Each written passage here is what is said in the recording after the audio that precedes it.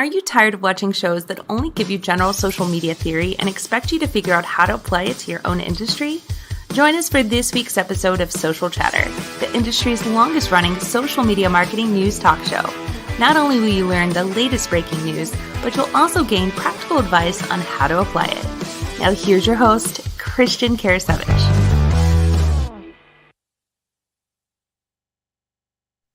Welcome everyone to Social Chatter, your weekly social media marketing news talk show. This is episode 329 with myself and Sarah Monroe, and I'll bring her on in a second. But we're going to be talking about YouTube today, actually.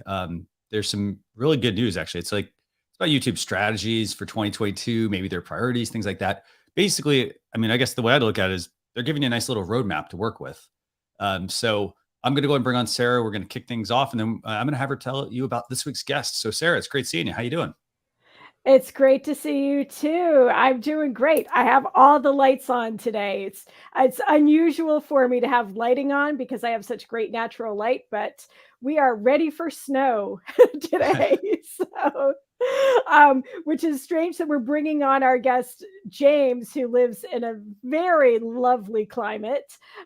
So James Tucker is our guest today. He is the other half of Cruise Creative Media.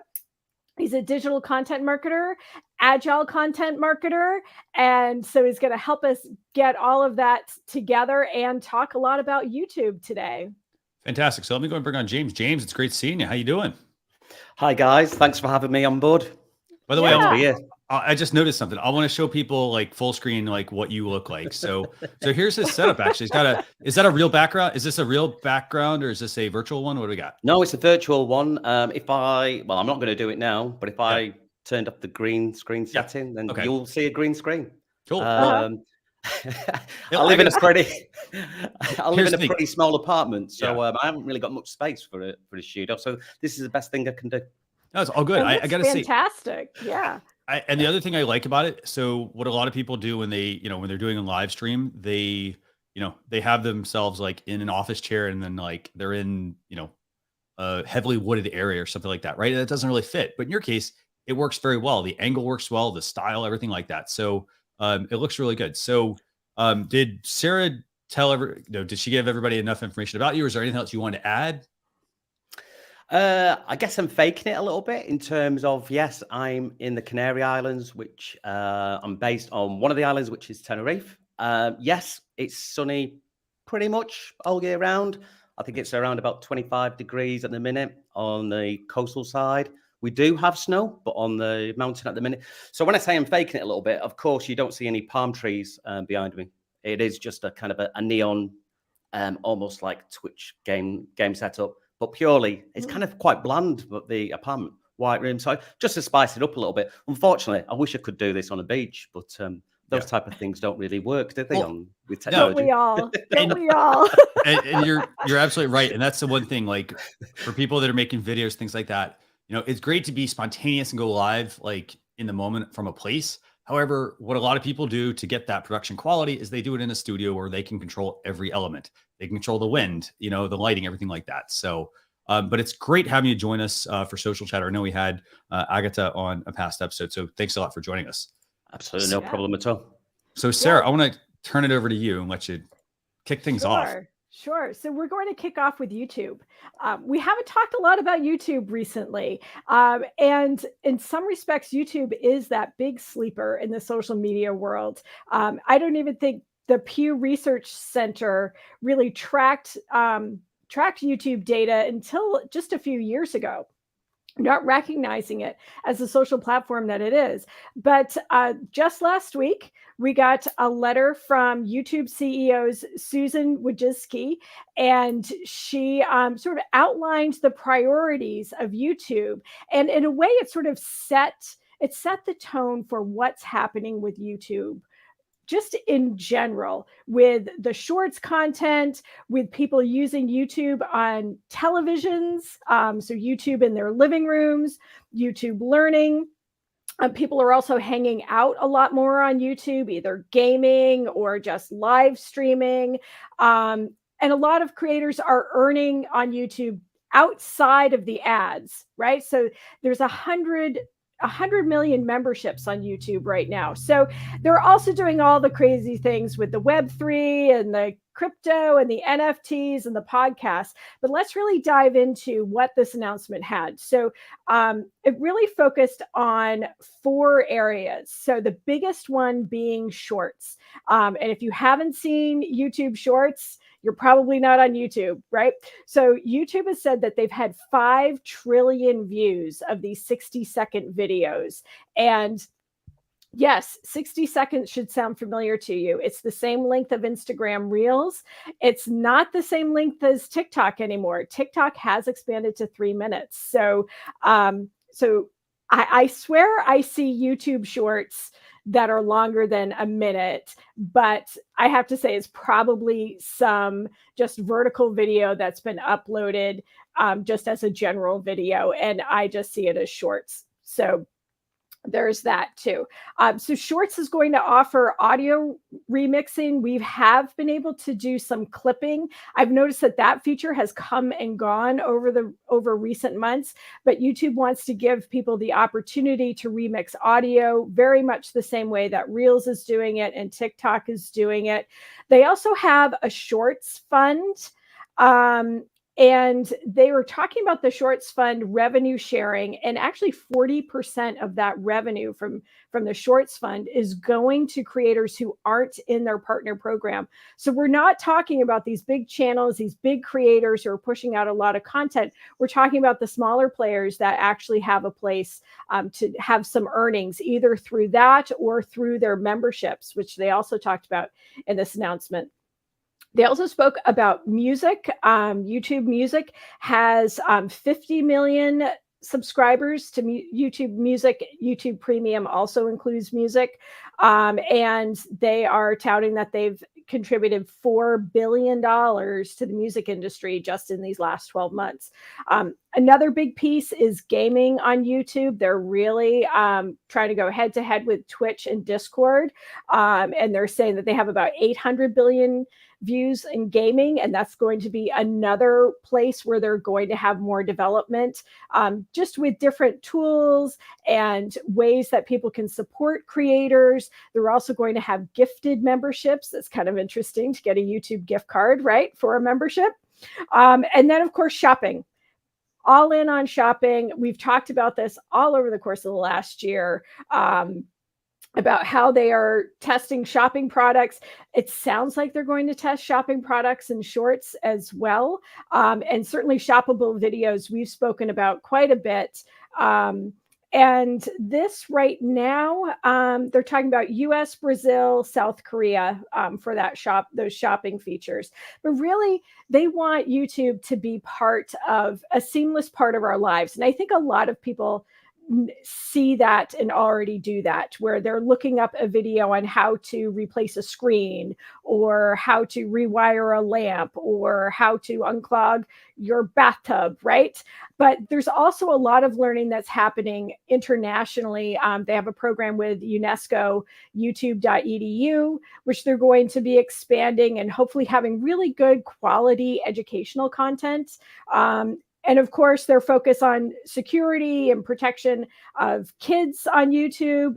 It has been a great success, and they're going to continue that. And then this living room, bringing YouTube into your living room, where more and more people are watching YouTube on television. So I'm going to leave it at that before I jump into some of the other things that YouTube is doing. And just let's focus on these big priorities: the shorts, the music, the gaming, and the shopping. Yeah, and this is, I mean, I got to say, this is initially when I started looking at this, I was like, like they're basically telling us where they're, partly where they're headed. And if you kind of put things in perspective, I like how you mentioned this, Sarah. Like you mentioned how a lot of people, they think of YouTube and they think of like, channel monetization, and they think of, but they only think of it like this really narrow focus, which is, ads on my videos. But it's like, yes, there are ads, but then what YouTube has done is they've layered a lot of different options on there, so that as you grow as a creator, it's not just about the ads. In a lot of cases, the ad money is for like huge creators. They're getting paid by someone else. And then they're actually, the ad money is the icing on the cake. So this is, I like the direction I think YouTube is going in terms of like all these topics. Because the one thing you also mentioned, like, it's great they're doing, it's great they're like moving into all these different areas and whatnot, like the shorts aspect. But then like we haven't even gotten to like the fact that they really haven't started live shopping. And I'm like, they've got everything else already kind of set up. So I like, I think YouTube makes a lot of sense. I mean, from a strategy perspective for 2022. James, anything you want to add on this?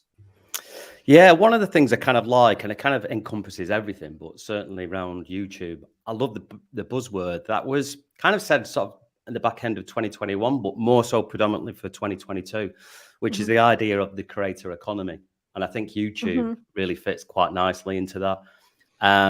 Especially we've kind of seen it here on Tenerife. We need to kind of start to look at it a little bit more now that you're not just a video content creator, but it's also setting yourself up to have a digital business on YouTube as well. And all these items come into play, like what Christian said. It's not just about ads. People now can optimize their YouTube channels with super stickers as an extra part of their revenue. Yes, shopping's going to come on board as well. There's lots of other things, merchandise, that we can start to optimize on. So we've got to kind of like really think about it from a point of view. Yes, it's entertainment. Yes, it's educational, but also it's there for everyone to have an opportunity to have a business, a valid business online. And absolutely. I think of, go ahead, Christian. Go ahead. No, go ahead. I was going to say, I think of the creator. There's a creator that I follow out of Canada. She has a government job. She's a statistician, and she just started painting her nails and putting the nail art up on YouTube. And now she has a thriving nail polish business, right? And she's doing live streaming the way the gamers are doing live streaming, and people are literally painting along with her as she paints her nails on the weekend. Yeah. So that's like actually pretty amazing, Sarah. Yeah. And like I was thinking the same thing. Like that's kind of what I was trying to get at. Like, is that there's so many opportunities for people. It doesn't matter if you're like, you just want to start out as a hobby or you've already been doing something for years. It's putting it on YouTube and having all these different vehicles with which you can disseminate whatever, your message. You could, for example, if you're like every business really should have merch. For example, they should have merch with, like a saying, for example, a catchphrase or, something that is specific to them, and the thing is the barrier to entry has gotten so, I'm gonna say it's very low, but like it's gotten very low now so that anyone who has a passion around something can do that. They can make a video, they can do live shopping, they can do live streaming. Like they can, they can record a podcast. There's all sorts of opportunities there, I think, for any type of small business. Right. Yeah, we've seen that here as well, actually. Just a very quick picture of Tenerife. Obviously, it's a holiday destination. So predominantly the economy here is centered around holiday makers, tourism, etc. And of course, it was affected very badly during the pandemic. Now, Christian may actually know this because I've got a funny feeling he interviewed one of the YouTubers from here. But there were quite a lot of people, or a small section of those people, who actually lost their businesses and jumped on board with YouTube and make significant money from it now. So there's an opportunity. And like you say, the barrier was so low that some of these don't have fantastic setups. They're going live. They're going around the island live, which is showcasing the tourism, the attractions here. And they're making good money from it, but they're growing as well. So even though it's a lower barrier to entry, yes, they get the ad revenue, but they've also realized that they can now benefit from super chats, merchandise, mainly merchandise. Right. But so there's been a bit of a growth here, and we're only an island of less than just 1 million population, and we've got probably, just on the top of my head, 5 big YouTubers here already making significant money. Right. So here's the controversial question. I prepped you guys before this. And that is that I shared a video from Peter McKinnon, who interviewed several YouTubers about shorts or long form. And what's the point of shorts? Are they to draw you to the long form? Are they just to be on their own? Are they to be just a way to tell a story just in a different way? So I have my opinions, but I want to hear your opinions first. James, you want to take it first? Yeah, why not? I was a little bit mixed on this. at first. But for me, short form is a way, personally, this is my own opinion, is to drive to the long format. However, that said, I realize for all of us, it's taken us some time to get to a position where we are. Even for myself, I'm still continuing to sort of grow. I've got a decent mobile setup. Obviously, that comes with a tripod. I've got my mic, my boom arm, and I've got a green screen, and I've got lighting. And of course, this has significant costs over time, even though it's kind of relatively cheap. But with a short form format, for the ones who need quick entry, and we even lower the barrier of entry onto YouTube quickly, so you don't have to go to this long form format, maybe that's possibly a good idea for people who just want to get on board as well. It's a quick way of jumping on board to YouTube. And from what you've said before, if those figures are right, why not do though? Is it 5 trillion for the 60-second format? Yeah. Why not? Do it.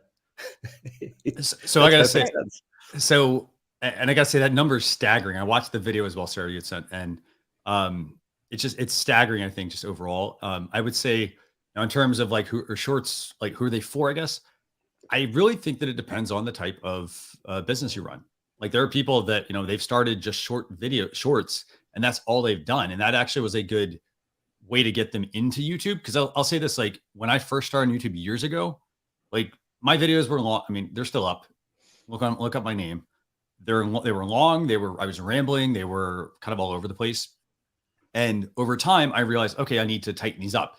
And I think shorts actually offer some of that for people that are not comfortable on camera, don't have the time to they aren't used to writing a script and planning things out.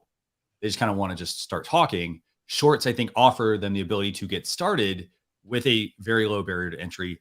For the equipment, I mean, you don't need anything fancy. Like you can use the webcam built into your laptop. It's probably a little easier to just record them on your phone because you get the whole vertical aspect. And then I think that could become a longer form video. But I really think it can work either way. It could be you could build it around just shorts and then move into long form video. Or if long form video fits what you do long form video and use shorts to drive to long form video. So that's kind of what I see. What about you, Sarah? So I take a step back when it comes to this, right? Because I watch shorts, I watch longer content. So I kind of put my storyteller hat on, right? And my nonprofit hat too, when we're writing stories or writing pieces. And sometimes the story is short and sometimes the story is long. And so you write the story, you use the tool that tells the story that you want it to tell, conveys the information that you need to convey that will be relevant and useful to your audience, and use what tools will be best for that. And if that means it's a short, then it's a short. I have to say I use some shorts as teasers. Yes, as teasers. Like I'll embed a short into a newsletter, knowing that people may watch a short in the newsletter, but then that teases them off to say a blog post that has more of the text and then the longer form interview. I still have this debate with some of my clients, because I'll watch a 20-minute, 40-minute interview, right? I watch some podcasts on YouTube that are an hour long, right? Instead of listening to it on my podcast app. So I will watch the 60-second videos and I will watch the hour videos. And I do like, if something is compelling and it's keeping my interest, it's providing some value to me, I'll keep watching, whether that's 3 minutes, 6 minutes, 20 minutes. Good. Yeah, no, agreed. Again, I like how you mentioned, you sort of picked the right tool for the job too. That's the other thing. A lot of people, like they might use the wrong tool potentially because it's easy. I'd say this. I mean, if you're not sure how to make shorts and things like that, like there is a shorts app, but like just get started. Like just try one. Like, what do you got to lose? Like how did you first start making YouTube videos? I just started recording and then I improved the process overall. And some people will iterate and move faster and some people will just be slow and do the same method all the time. But you really have to experiment and see what's going to work. Okay. Right. And you can let's remember, you can take your older content. Yeah. As long as you have the files, you can use, there are some new tricks in the video editing tools so that you can track the action or it will just frame the middle. I know we've talked about the Kamua app here. Yeah, we've got acquired on the show. Yep. And I have to say, I upgraded to Wondershare 11 this week. My computer wasn't really happy about it, but it has a tracking. It has a frame to it. Now, I haven't played with it, but I've noticed that they've implemented that too. Yeah, definitely. So yes, so I mean, lots of things to consider. So Yeah. okay, Sarah, where do we go from here? So we're going to keep on YouTube. Another announcement that came from YouTube is that they are shutting down YouTube originals. So this is the scripted or the original content, the reality show kind of content that YouTube has been creating, a la Amazon originals or Netflix originals, right? So they've decided to shut them down. They're going to keep their commitments to the creators and run out the shows that they have going right now. But really, what they're only going to fund for original content is their Black Voices series, some YouTube Kids content. Like I said before, they are going to work with UNESCO in a few countries to do some YouTube learning, to provide some more educational, really trusted educational content on the platform. And then of course all of that creator fund. So really what they're doing is they're just shifting their focus. We've seen it happen over the course of this last year. All of these creator funds, the shorts funds, the Black Voices funds. And so they're just going to say, you know what, originals wasn't working. We're going to say so long to it. Definitely. Yeah. And okay, so I'm interested in hearing from James. What do you think, by the way, about this shift from YouTube? So, at one point it was, and this was this happened over the past couple of years. It was like every company wanted to get into making original content.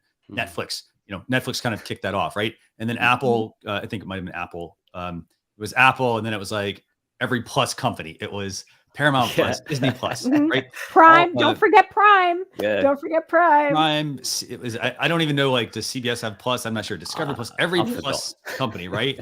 So everybody started moving to original. I mean, I guess you could say original content. I would say a lot of it's not very good, but like original content.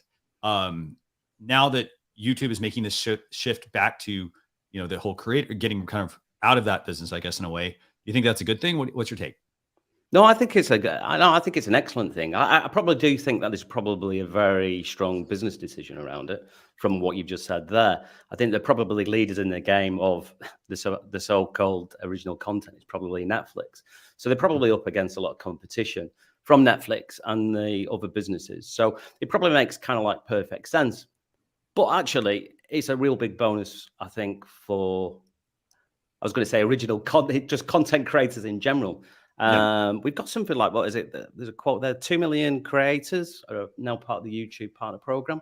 Why not give the benefit back to them, really, rather than making original content where it's going elsewhere? Support the community that we've got already that's on YouTube. And it's, some of the stuff out there is absolutely outstanding. There's some excellent, outstanding content creators. So it kind of makes sense from a YouTube perspective to support their own content creators rather than going through originals. Right. And to be honest with you, I never really liked. I never really watched them. When I read the news, I was like, oh, that's still a thing? I know. Or it was like they were talking about a show, and I was like, oh, they sold that show to somebody else or something. Like, I was like, oh, I know that show. But I got to say, I like the idea of providing this for like putting the responsibility on the content creator, because if you think about it, right, everyone can be a content creator. Like you already are, but you can be a content creator. And the thing is, content, you also could become an actor, basically, is what you essentially become here. But this is what I think is going to happen. Like, YouTube's, moving to focus on content creators, right?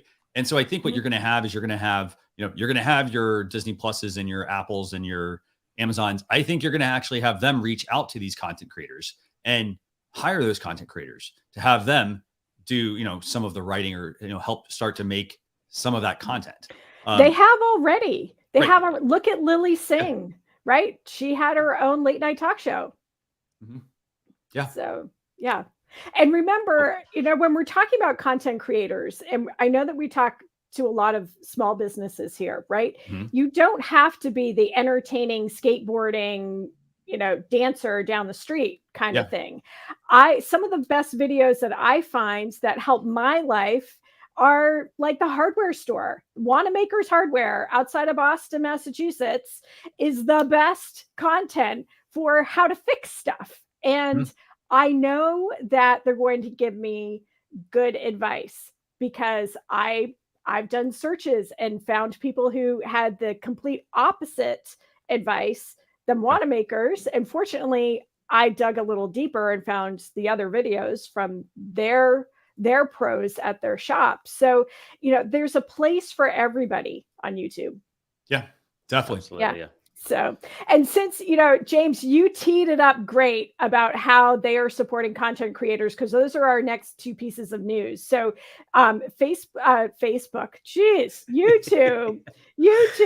Has So many of them. I know. I was listening to the news about Facebook before the show, and so it's still on my head. But anyway, so YouTube is actually launching two more things for creators. The first one is more specific data. So they're launching some advanced analytic tools so that you can filter your analytics to visualize your performance. So you can actually categorize your videos by topic and actually see how they compare to each other. And you can add another filter, like how do they compare in the first 24 hours, the first week, the first month, right? So they're adding a lot of great analytical tools to help you really see what's resonating with your audience, what might people want more of, or if you're just curious about how has my content evolved and am I seeing it in my data? And then the other piece that they're doing is that they are launching a media kit to help creators pitch to brand partners. And brands will be able to search these media kits. So creators will be able to put together a summary of their audience, subscriptions, views, average watch time, the demographics and the interests, so that brands can see and search for them and find their little kit. And so creators, again, these small creators who may not know how to put together a PR kit, they're just building all of those tools. You do have to sign up for Brand Connect to get these features, but I think it's a great way. I actually want to look through what they are just to sort of think, do my media kits tick all the boxes that could be helpful for partnerships or sponsorships or whatever I might be looking for? By the way, I'm putting a link to YouTube Brand Connect for everybody in the comments. So if you want to check that out, just go check that out, please. Also, I only just read this recently. It just sounds awesome, really. I think at the minute, probably YouTube is probably one of my favorite platforms that are out there at the minute. And just from what Kristen was saying, some of the stuff that they've just got planned up front, the roadmap for 2022 is just kind of like outstanding. And yeah, it comes back to, if you want a strong, solid business, it's there for you straight away on YouTube. There's no reason why not to kind of go on there. And they've got these tools, the media kit, I think it's what they're called, isn't it?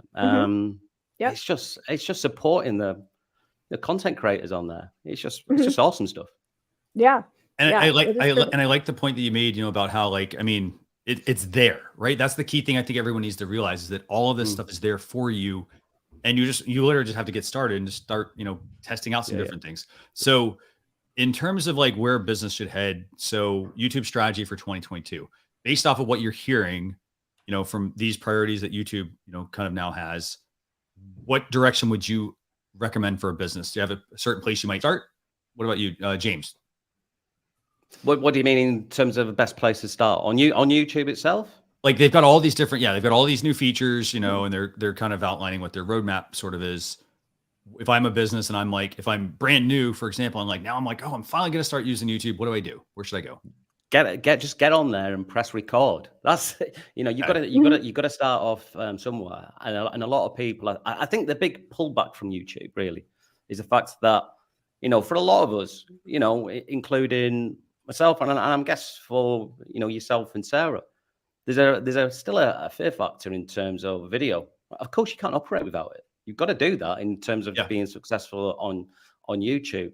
Now, in terms of sort of the strategy of that, It doesn't have to be, to start with, it doesn't have to be super polished.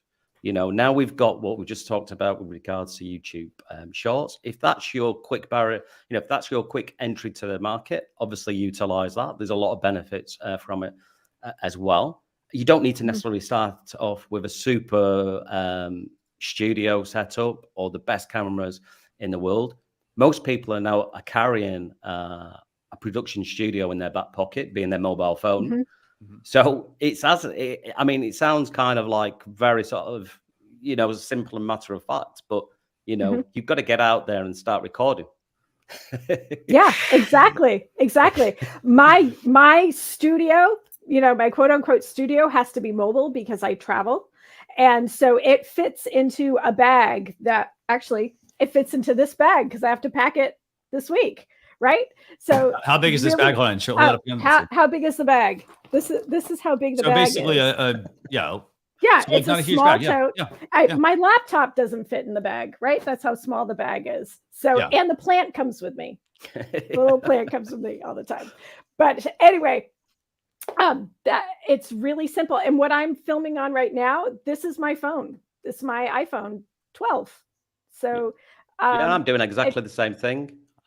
Started out with, when I say started out with nothing, obviously you start off with something. Usually 9 times out of 10, it's a mobile phone, and I've just built up over time. And the more I've done video, obviously the more confident you become. The pitfalls. I think Christina mentioned before about when he first did videos about possibly the oval waffle in the videos and nothing, and not having anything kind of like structured. You get used to it over a period of time. So. The case is to do it, you've got to press the record button and do it and learn from, and of course, nothing's going to be perfect from the very start. I think there's a guy I actually follow, you probably know of him, Sean Cannell. He'll always pitch to you in terms of his very, very first video. And if you look at him, how he is today to that very first video, it's drastically different, absolutely drastically different. He's, if he's watching, if he happens to be watching, apologize.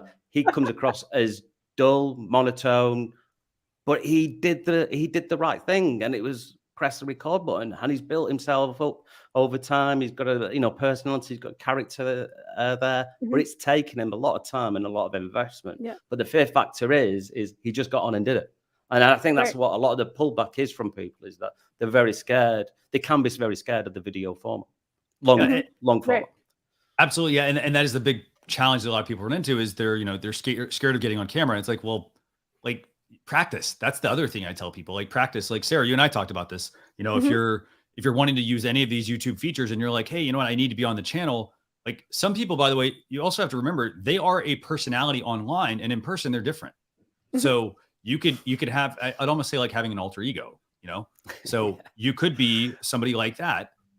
Or, if you just want to go and just be yourself and, talk about something you're passionate about. I mean, for example, I always like watching people that are doing like crafting, because, a lot of times it's like, they put the focus on like teaching people. They don't necessarily care if it's not necessarily to them, their personality or things like that. They just do it. They know that their setup's going to be a mess and, and whatnot, but they focus on the art that they're helping create, because they know that by them sharing their knowledge, like, it's not about like, oh, I got to look the best on camera. Like, they're there to, educate people. And so it's great seeing, those types of people that are making content like that. So, everybody has a first video. Everybody has their first day online, right? So everybody's been there. And I think the YouTube community especially is much more welcoming of new people. Right. I think there's a few pockets here and there that you'll see online where people are welcoming. And that's another piece of this whole YouTube announcement too, is that dislike button hiding the dislike button is going to stay, right? Because what they were seeing was that there were these attack campaigns against small creators, and especially creators of color, were people with different voices, the LGBTQIA community, right?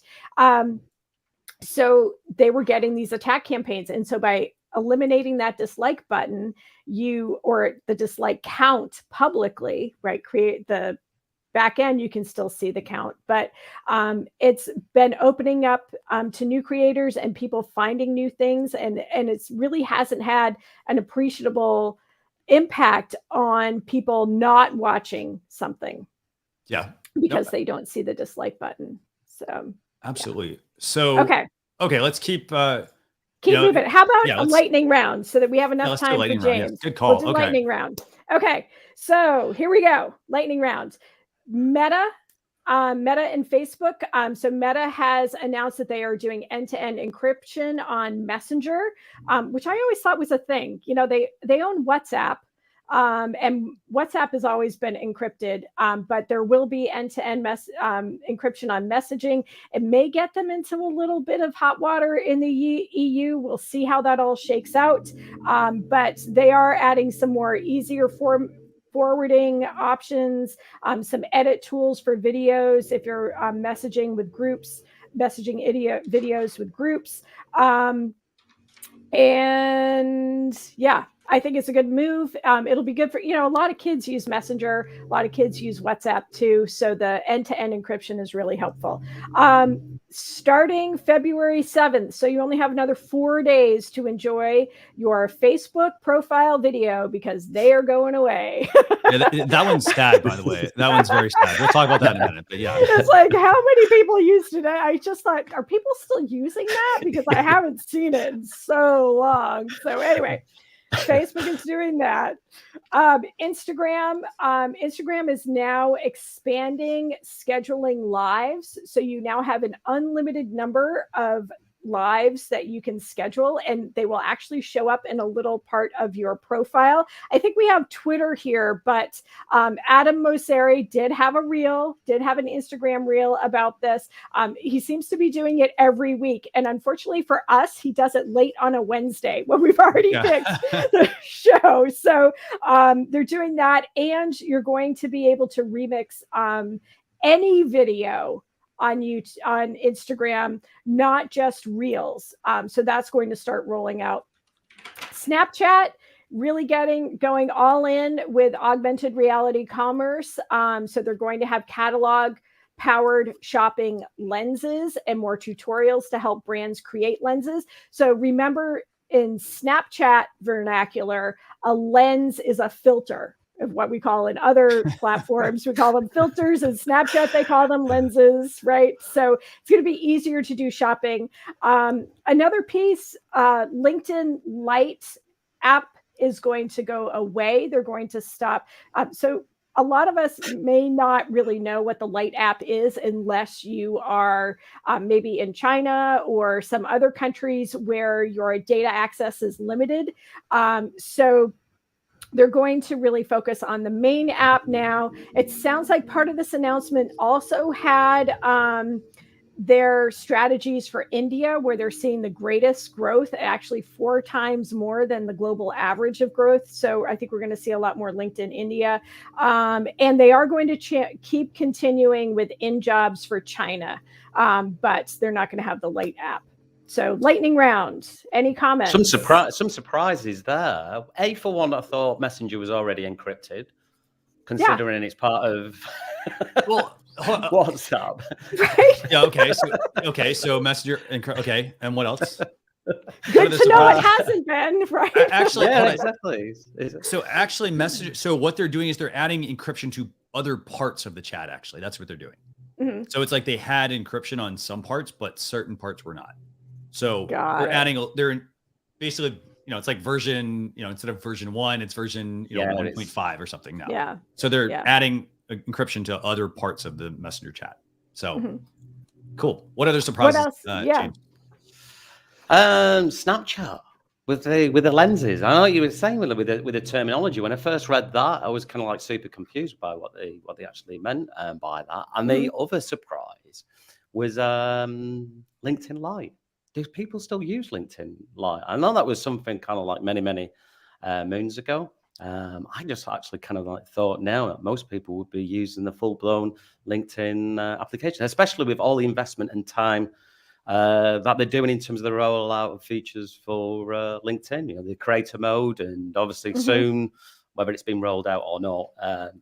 To be honest with you, we're usually kind of one of the last ones to have any of the features when we're on Tenerife. But in terms of the audio facility, a little bit similar to sort of like Clubhouse. So I'm kind of surprised with like that LinkedIn Lite was still around. To be honest with you.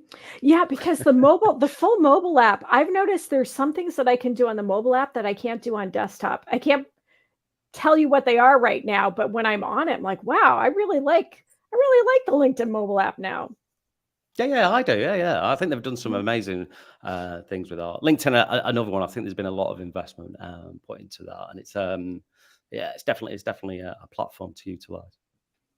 I gotta say, so out of what was there, what you kind of described, I would say the surprises to me, I think, and you're Sarah, I know you said a lot of people aren't using the Facebook profile videos. I actually think those are pretty cool though, because you go to somebody's profile and you see like a still of them, it's like that Harry Potter effect. And it's like, oh, they start talking to you or they start doing something, right? I'm surprised they're actually removing that because LinkedIn, for example, has that. And so I find it interesting that like, oh, well, Facebook's removing it, but it also could be Facebook is removing it because they might want you to move into the metaverse. So there's very, strong possibility there.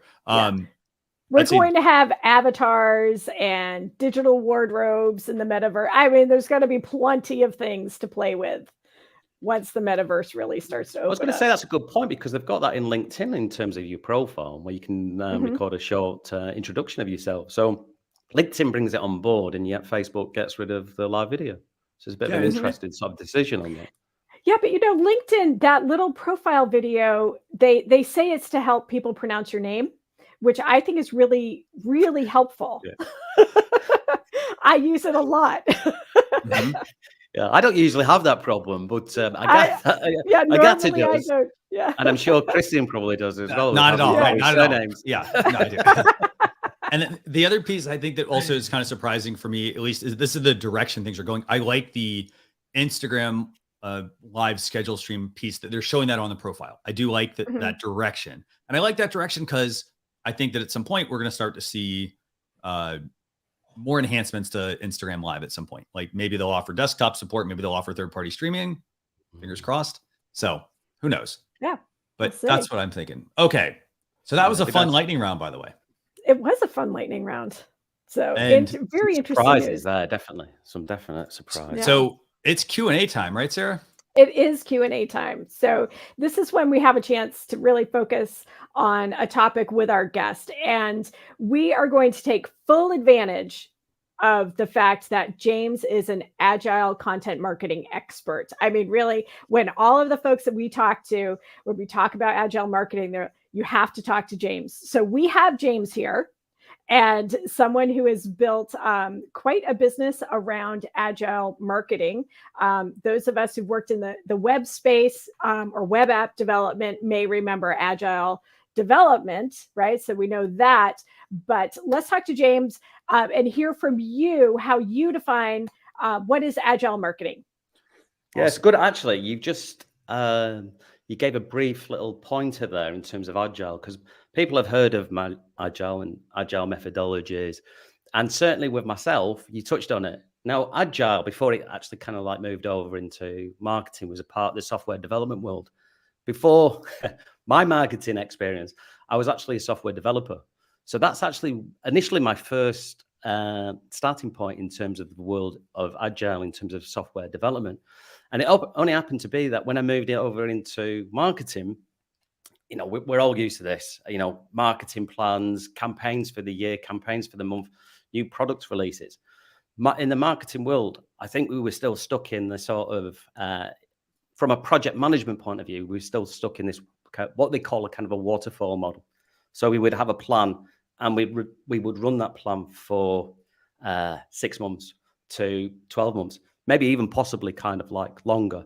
And a lot of the problems with that was you didn't really know straight away whether things worked until at the very last minute, which is sometimes a little bit too late down the line when it's 6 months and 12 months. And of course, you're going to lose a lot of money. A lot of the times it kind of like went over budget. So I think the marketing world looked at the sort of software development world, because especially when we're working in a sort of a digital world, we do have crossovers. I'm working with companies at the minute that have an e-commerce platform. they work in Agile, but of course, we're an extension of that team in terms of the marketing world, and we use Agile.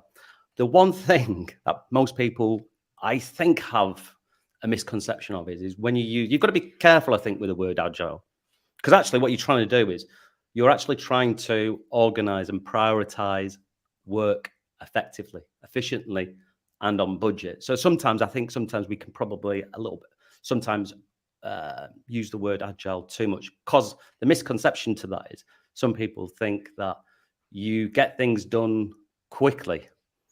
Okay, you don't necessarily get things done quickly, but what you're doing is you're prioritizing work that's valid for, say, a particular campaign or content. So you're prioritizing and organizing work. How do you do that? Then, you do have to incorporate an Agile methodology. So that's really, I think, sometimes where Agile comes in.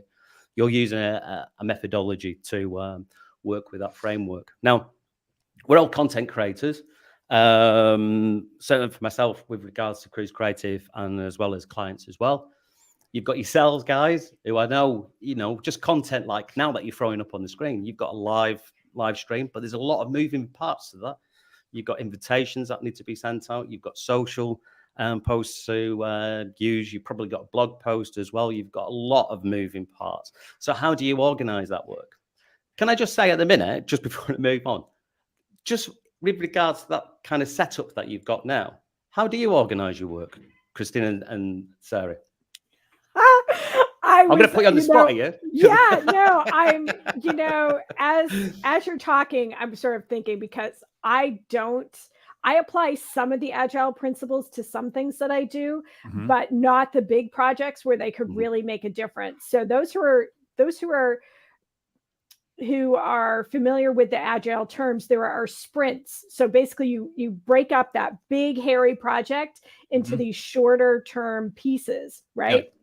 And I'm kind of thinking right now, I'm working on a 12-month campaign, and we are thinking of it as the whole year, and it's just deflating everyone's motivation, and it's hard to keep up with the content calendar that we've put together. New data is coming out. Like, we're seeing how reels are really hitting hard as far as engagement goes. And yet our 12-month plan doesn't have reels in it. So really breaking it up.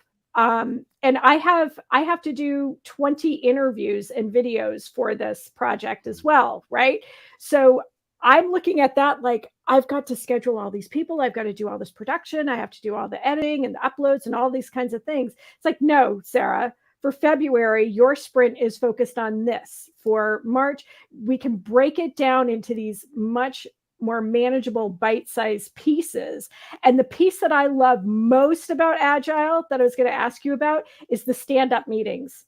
Okay. Because how many of us go through 9 rounds of emails or 25 Slack messages when it could have a 10-minute stand-up call would have solved all of it, and everybody would have been happy, right? Yeah, exactly. Yeah. So the kind of simplest way, I like what you hear, what you're saying there, not hearing, saying. So think about it sort of like in the real world.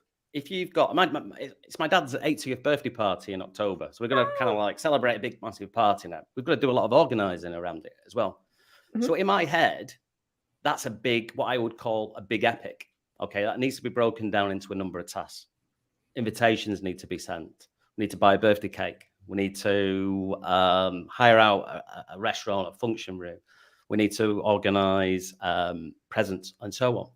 Now, in an Agile methodology, we would actually collectively, all team members who are going to be assigned certain priorities and tasks, we would collectively get together and say, what goes into the backlog? Never mind what needs to be started, but what needs to go into the backlog to create the task for that birthday party. Now, it's the same thing. It's the same thing as if you're creating a content, or if you're just creating this type of show. There's a lot of moving parts into it. So what we're effectively doing is we're breaking those tasks into smaller chunks and putting them into the backlog. But at the same time, what we're doing, we're then going to collectively as team members, even if I was just one person, whether I was 2 people or a team of 10, we're going to prioritize what needs to be worked on. What's a higher priority? What's a lower priority? What team members need to be signed to what? And then from that point, we then set up a workflow. Now, our workflow could be simply, so this is a case of, well, how do I organize this? So, okay, you've got your backlog, you've got all your task items, they're all prioritized, they all, in a sense, have an owner. So you'll have probably seen this. You've probably seen this actually from Doreen, because she's absolutely mad on Post-it notes. So you'll have seen the traditional style Kanban board. So the Kanban board being a whiteboard, and it's split up into columns, and it's a workflow that moves from left to right. So Kanban came from I can't remember the name of the guy. He was a Japanese project manager over at Toyota, who optimized this and introduced it into the sort of car industry. So it's a whiteboard, and basically it's a column of workflow. So you've got your to-do items. So what you're doing is you're prioritizing certain tasks and place them into the to-do items with people assigned to them in terms of priority. And what you're trying to do is to move it from left to right. So you're actually, and most people have seen this or had a little bit of a dip of their toe in the water, because if they're using Trello boards and so on. So your goal is to move those items from the to-do into in progress when you're actively working on it, to then go across to done, for it to be finalized and completed. But the great point that you mentioned on it is how do you control that, and how do you manage it for your team members once you're up and running with a Kanban, or as you said, a sprint? And the great thing about that then is what you then adopt in terms of an agile methodology is a stand-up, your daily stand-ups with yourself, because I've done it, even just acting upon myself when I'm working on these systems, or with a team of 2, like me and Agata, or with a team of up to 10, or even maybe a little bit more. But you're having a daily stand-up, and you're only asking, and these are supposed to be kind of a quick, rapid fire rounds. They're not to add more and more complexity in terms of meetings. They're supposed to be kind of like 15 minutes and no more. And you ask basically every single person 3 questions. What did you do yesterday? What are you doing today? And what blockers do you have? And they're quick fire. They're basically quick fire rounds. So you've got that communication between all members in terms of progress of what's going on in terms of that particular task. But also importantly, if there's any blockers that are raised, we can deal with that and not hold up work. So if there is a blocker on a certain task, at least we can retract and work on something else while that blocker's been fixed as well. But our main goal is to get from that to do over to the right hand side of being a task being completed. So it's a great way of working, but to use an agile methodology, certainly for content creation. And that blocker can also be new information, like something came up, you tested something, or you learned something new, or something new came, like Instagram started Reels, right? So what can we do with this as we move forward through? And just to give people the vernacular, backlog means the big task list for the project, right? That's just, that's kind of, it's in Wright's terminology words of agile, it's always referred to as the backlog. But you could sort of, you could call it as a bucket of ideas. But they're not to be looked at in terms of that's work that's actively being worked on. That's if you've got a product release campaign, you're collectively as a team saying, what do I need to deliver this as a marketing campaign? But from that, you're prioritizing work that needs to go into your Kanban workflow. And it's the Kanban workflow that's then important in terms of how you actively progress with those tasks that are assigned. Right. It's a little bit. So it's not as complicated as make. Right. You know what would be great? Here's a great video idea: a little time lapse of how these little things move through. I don't think I've seen. I'm sure someone's done it, right? That there's little time lapses. Do you know what? I will do that for you in terms of a little animation. and I'll forward it across to you, and you can use it in terms of a sort of like an animation point. But it's kind of like, if you just think of it, because basically your backlog could be a huge list, And here's the beauty with Kanban boards is Kanban's obviously very visual. So you've got a snapshot of where your project's running. So you've got a snapshot straight away, whether it's yourself or your team members, what they're actively working on, what's in progress, what's being completed, and what's to be done. Now, without getting too much into complexities, because there's other things in Agile that's called a work in progress. But what you can actively see in progress, for example, is if you've got a huge list in there, that's a huge set of tasks in progress, there's a real issue there, because no one can do more than, I think, on average, something like 3 tasks at the same time. If that's huge, you're going to have bottlenecks somewhere. So you need to kind of like basically retract from that and work out another solution. So it's a great one. Kanban, Sprint.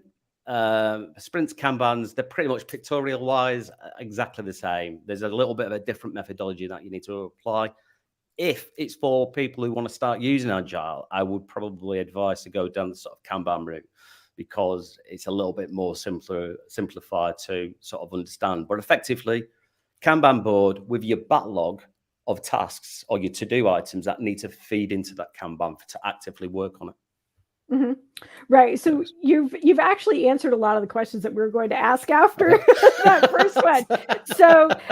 So for someone who we've talked a lot of, very specific terms. So let's say if someone wanted to get started, they would start with a backlog, right? Backlog, yes. And then have an in progress column. Yeah. So basically, if I was to summarize this as simple as possible, what you actually want to do really is, let's say, project name and a goal. So as I said before, your project's name is my dad's 80th birthday party. Yeah. The goal is to create a fantastic birthday party that he'll never forget. So your backlog is obviously at that point is empty, and you're collectively, whether it's yourself or with team members, is you're going to come up with ideas or tasks that we need to be. It's basically a brainstorm session. So you collectively say, what do we need to achieve this goal? Well, yeah, we need an invitation, we need a birthday cake, we need a venue. So these items go into the backlog, and collectively as a team then is what you're then saying then is say, right, we need to prioritize this. What's the first priority that we need to do? Well, okay, the first priority we need to do is maybe organize the venue. Okay, well, organize the venue. Let's move that into the to-do column. And that's your first column that you would go to. So your to-do column is there, it's active, it's got assigned to somebody. So someone's got an ownership of it, and they're actively working on it. What's the next piece? So you go through that list of sort of like priorities. But again, you can't put everything in to do, because no one has that capacity. So you collectively just kind of, okay, let's concentrate one by one. Okay, now, the invitations are in progress. Okay, so I imagine that. Now the invitations have been sent out, so it's been completed. Okay, let's go back to the backlog. What's the next priority? Okay, priority is to go and order the birthday cake. Okay, let's move that into to-do, and so on and so on. So you're actively just kind of like picking out. It's almost like I kind of think the analogy is almost in the birthday. It's a buffet. Yeah, it's a food buffet. You actually go into the table and say, okay, what's the next piece? Okay, that's the next piece I need to actively work on. Okay, in the to-do item, assign it to a task owner. And yeah, you'll just go in from backlog into to-do, into in progress, into finalizing the completed task. But of course, on top of that, in terms of management and control, you then have your daily stand-ups. That for me, I know that's kind of like a very short, very quick introduction to Agile. Right. But that for me is kind of like the most simplified way of actually getting up and running as quickly as possible using the Agile methodology. And so what would be one piece of advice? So someone who says, this sounds great, I want to implement this. A small business, maybe a really small team, you work with small teams, I work with small teams, right? What are just like 2 pieces of advice of how to get started? Should they go full on creating all of these boards? Should they do sticky notes? Should they do what's a good way to feel like you can start doing this without feeling scattered and not feeling overwhelmed? The great way, and I actually did this with Agata. The only main reason being was obviously I adopted this from software development. Agata and many other people who are kind of like watching will probably kind of like wonder, well, what is Agile? How can I use that in a content process? And let me say, Agata is a very big advocate for Agile methodologies now. How I got Agata started, and how I would advise somebody else to do this as well, is get yourself a cheap whiteboard, Start off with a pack of Post-it notes and start off like collectively around the table. How do I deliver a successful campaign? And literally write on the Post-it note the tasks that you need to do that will eventually feed into the backlog. And so once you've got your backlog item of Post-it notes, then you can decide what are the priorities to work on and then put that onto the actual whiteboard. So your whiteboard is going to be drawn out in columns of to do, in progress, and done.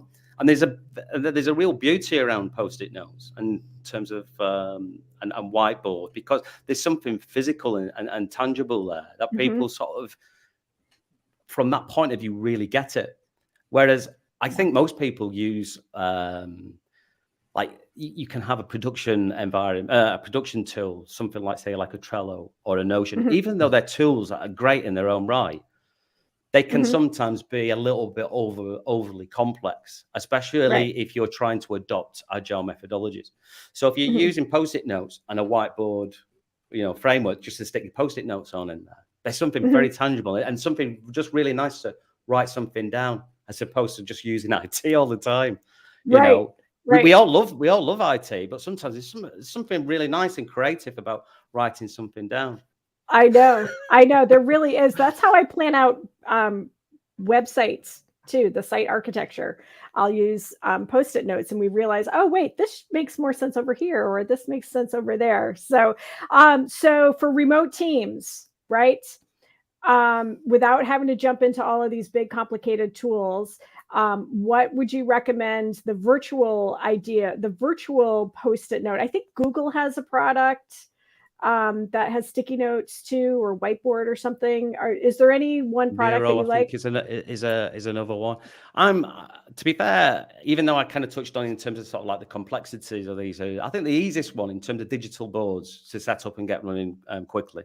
So again, what you're thinking of is taking the whiteboard environment, physical environment away, of having just 3 columns. I mean, we can have, there's actually some companies I'm working with that don't have that 3 columns, and they have, like, for right reasons, so they have like something like 20 columns just to get a progress from left to right. There is a reason for having that, but just to simplify it. But there's tools out there that are fantastic to do that. Notion being one of them, Trello being another. There's another one that's a little bit more software development orientated, but can quite easily use for content marketing world, which is Jira as well. I don't hear Jira a lot in terms of marketing world, but it's still a good tool. And their owners of they basically own Trello as well. So there's some really good tools out there.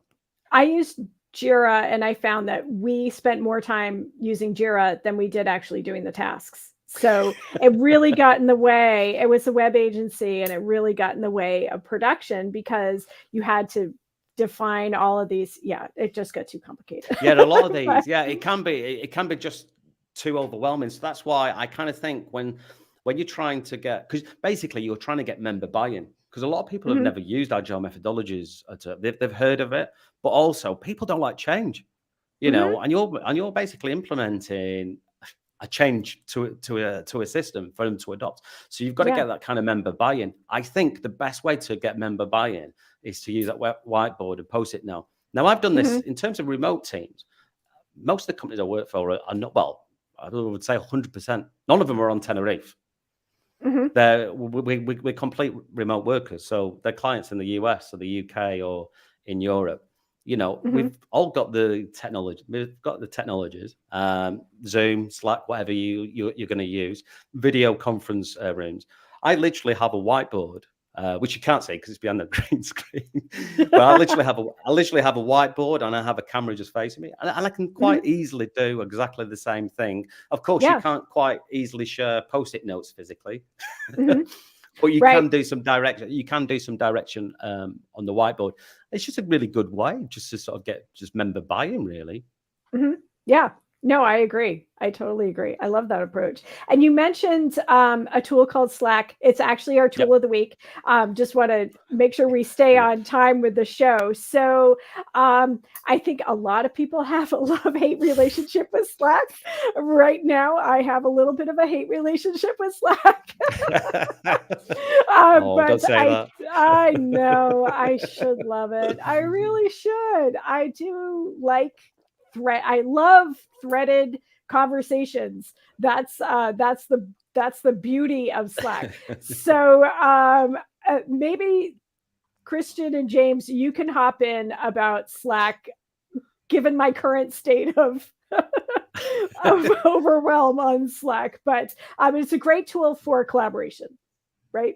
It's fantastic. In fact, if anything, if I could name two tools for agile methodologies, one would be, in terms of the sort of Kanban style, would be Notion or Trello, and I'd actually throw Jira into that. But of course, we always need asynchronous communication as well.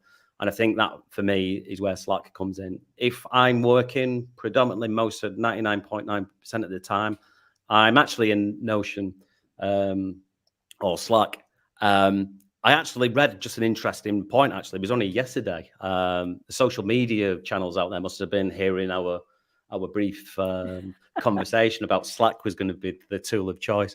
But apparently half of IT decision makers, they think it will replace email by the year 2024. Half. Wow. So I don't think it's not going away anytime soon. But I can hear what you say in terms of it can be a little bit of a mammoth of a tool if it's not used correctly. But a lot can be said for a lot of tools out there of the same nature. I too like threaded messages. I think sometimes it's just kind of like almost like best practices. So when you get people who are on board on Slack, and you have to appreciate some people are thrown into Slack without any education. So there is certainly education with it. I usually actually, if someone doesn't put a thread they don't reply in the thread to a message, I usually give them an emoji icon. There's an emoji icon for a cotton and thread. And I normally put an emoji against the comment, and usually I'll get some comeback to say, "What's this emoji for?" Because usually put happy face, thumbs up, and so on. They go, "What's the threaded emoji?" And I go, "You need to put that message in a thread." Right. That's a nice so little way of reminding people. Yeah, it's a nice way of reminding people, but it actually just comes down to more from an education of actually using Slack. I think as a tool, I think it's fantastic, and I think some of the new features that they brought out back end of last year have been a massive improvement. Yeah. And here's the thing, I think with, in terms of Slack, I mean, it can be overwhelming to some people to use it. And here's the thing, I think like everything, I mean, if you've never used any of these tools, start off small. Like you don't have to, just because it has 50 features, it's got more than 50 features, but like just because it has so many features doesn't mean you have to use all of them. So just kind of keep that in mind. Right. Yeah, exactly. Yeah. You can overcomplicate. It's a huge system, Slack.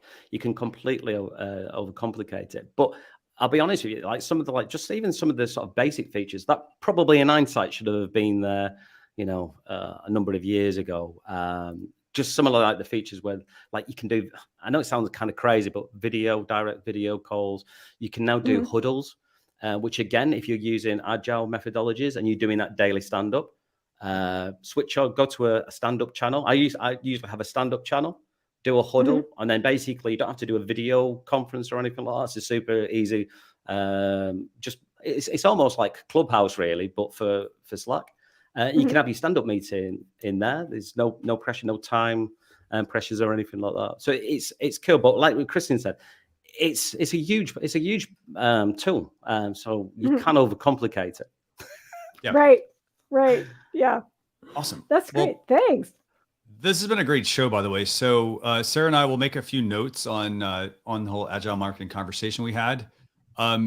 So just to kind of wrap things up, we have a blog post going out over the weekend, socialchefs.com/SC329. That'll go out over the weekend, along with obviously links to all the stuff we talked about. Our next show is February 10th at 10 a.m. with Ash Borland. Same place, same time, all that sort of stuff. So James, what's the best place for people to get in touch with you if they want to learn more about agile marketing and whatnot? A couple. Instagram wise, it's on my it's right, cruise.creative, right? At cruise.creative. Okay. So that's my Instagram. You can reach out to me on I've got two websites. I've got agilemarketingnetwork.com for more specifics on agile marketing. And of course, there's Cruise Creative .agency for our agency website. Of course, you can reach out to me on LinkedIn and all the other various channels, but mainly Instagram, LinkedIn, and you've got those two websites as well. Very cool. And Sarah, how about you? How can Excellent. people get in touch with you? So cross social media, I'm at Sarah Monroe VT. Make sure you spell it right. And if you want to connect on LinkedIn, drop a message and let me know that you saw me on Social Chatter.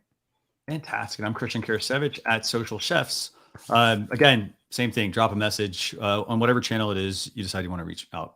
But this has been a great show, by the way. Loved learning about agile marketing. Love talking YouTube strategy for 2022. Lots of big things coming down the pipe.